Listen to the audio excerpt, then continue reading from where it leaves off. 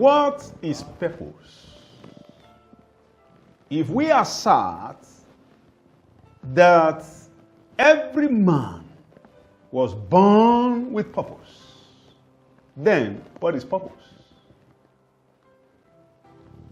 To begin with, the word purpose is synonymous with intention or intent, aim, meaning, objective, plan, or goal. In the light of divine revelation, however, purpose signifies God's predestined counsel, intention, or will for your life. Purpose implies that intent or counsel that God conceived in his heart for forming you in your mother's womb. It will interest you that of all the countless egg cells in your mother's womb, God intentionally selected you and brought you forth. That is truth. Indeed, God's word affirms that everything in the world has its source or origin in God and finds its purpose in God. Everything there is today, living and non-living, finds its origin and purpose in God the Creator.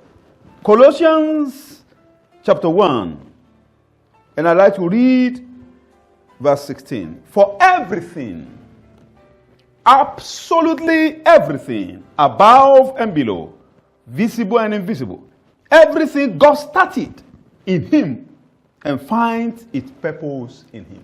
Everything God started in who, please? In God.